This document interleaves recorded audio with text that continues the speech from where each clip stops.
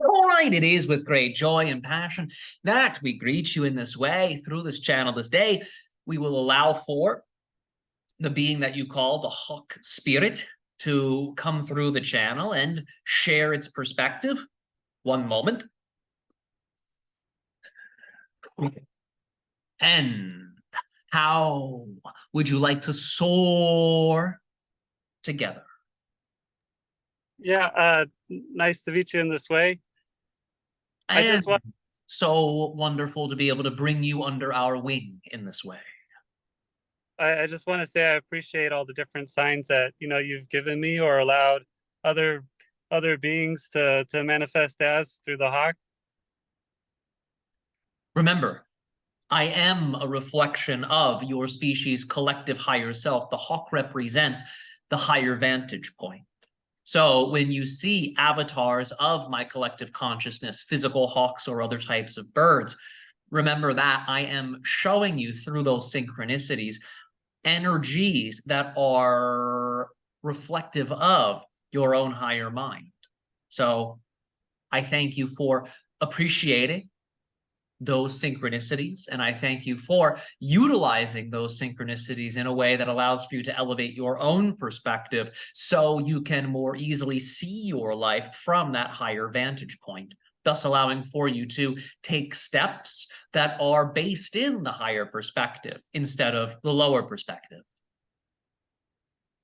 Would you be able to share some on maybe if you had any origin or something like this, if it started at the beginning of the earth or how that came about? My consciousness is not limited to the earth. Remember that in terms of Gaia, all species that you experience here technically have their origins on other worlds. However, when I express on other worlds, I am more extraterrestrial in my appearance. I am less familiar to you. But through evolution on Earth, I have taken on the image, quality, and likeness that you describe as hawk consciousness. However, in other realities that are more ancient than Earth, I manifest as a type of avian consciousness, but I am much larger in nature. Some of the realities and home worlds that I am connected to have greater levels of oxygen. So the different species that are present on such worlds are much larger or much bigger. So I have a larger form on other planets that are more ancient than Earth, but Earth is where I have evolved into the type of consciousness that you call hawk consciousness. So I do have a type of origin point, as do all species, but Earth is not necessarily my most ancient origin point. Okay. Would you be able to share some of the history of working with shamans through our Earth history? Please repeat your question. Would you be able to share on your interactions with Earth shamans kind of throughout our timeline? Sure. Oftentimes, I will visit shamanistic practitioners when they are seeking to have a higher perspective and higher understanding in relationship to different, you could say, conflicts that are taking place within their own psyches or within their collective communities. So when a shaman travels into what you consider to be the underworld or the lower dimensional realities, they're able to gain the quality of stillness. They're able to gain the quality of inner meditative reflective insight. That stability then allows for their consciousness to then begin to rise. If their consciousness is too active, it's as if they are distracted and they cannot become sensitive to the higher dimensional information that is around them at all times. So when the shamanistic practitioners become solid like a mountain or become solid like a rock, their spirit can then elevate itself and rise into the upper dimensions. And that is where hawk spirits, connected to the collective hawk spirit that I am, then make contact with such beings. And once that contact is made, we are able to assist the shaman in seeing higher vantage points, higher solutions. We also have helped shamans hunt because shamans would, in many ways, utilize their higher perspectives to be able to guide the hunters towards animals. So hawks being, you could say, predators would guide the shaman spirit to the feeding grounds of certain animal groups that would represent a food source to the shaman and to the shaman's community. So we also would assist shamans and tribes in being able to follow herds for hunting purposes. We would also assist the shaman in being able to explore faraway lands and lands that are not so far away that contain within them different resources and energy centers that would be pertinent to the shaman and tribe's collective development and evolution. Hey, thanks. That actually that answered one of the questions I kind of had in the background. But when speaking of different lands, when I took kind of like a pilgrimage, I guess you can say, to Mount Shasta, I noticed when I was driving, I didn't see any hawks, or at least I didn't notice any, kind of through middle to upper California.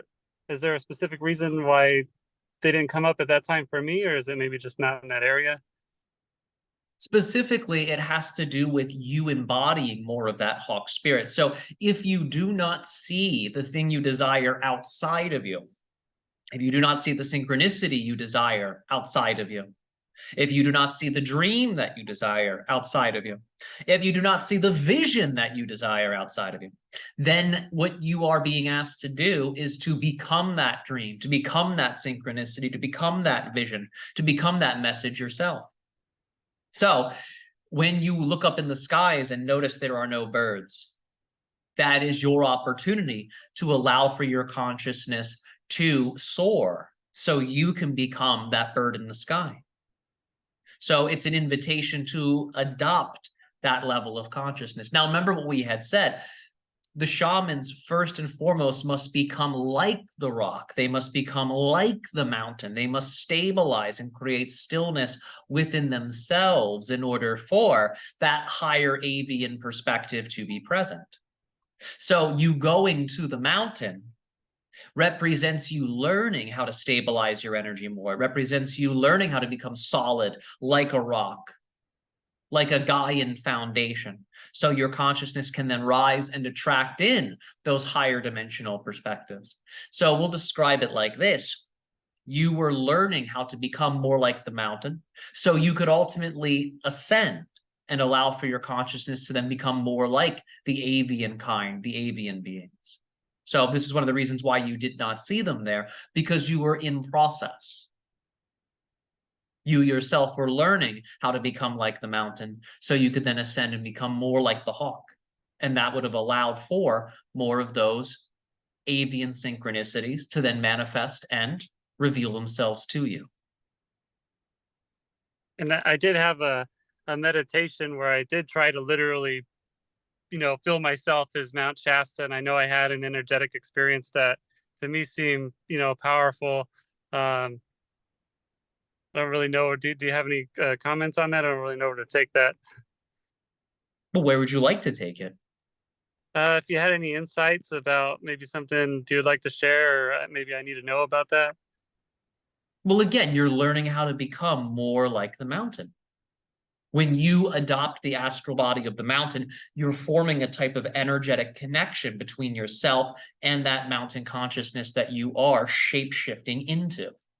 And that allows for you to, again, adopt some of those qualities of inner stillness. Because remember, the mountain does not have to wonder. The mountain does not have to frenetically seek different things, because the mountain grows powerful and direct towards the sky, allowing for the mountain spirit to be able to see multiple vantage points. It can shift its consciousness evenly and smoothly and fluidly throughout its physical and energetic body. So the mountain spirit can observe things from the apex, from the top of the mountain, allowing for it to receive higher insights and higher downloads. And the mountain consciousness can also lower its frequency, so its consciousness is more anchored towards the base of the mountain. Furthermore, the mountain consciousness can also descend into the earth, which allows for it to dream more with the Gaian oversoul. So the mountain consciousness, even though it seems stationary, can actually be incredibly fluid, and it can move through the mountain body like a hawk soaring through the different levels of the atmosphere. So you're learning how to do the same thing within yourself, within your own consciousness. This is something you're learning. This is something you're developing. So the Shasta energy is assisting you in cultivating more of that. So you can stabilize your energy, number one. So you can allow for yourself to be more receptive, because remember, the mountain energy is a yin energy first and foremost. Most of the mountain energy is connected to the earth. It's only the topper portion that's connected to what you would consider to be the realm of the sky, the upper dimensional worlds. So because it is mostly a yin force, the mountain receives information. The mountain receives energy. The mountain receives insights. So you're learning how to become more receptive. You're learning how to become more sensitive to the powers of nature and to the powers of the lower and upper realms. So you're forming that link within yourself, and you're learning how to take those qualities on as a being.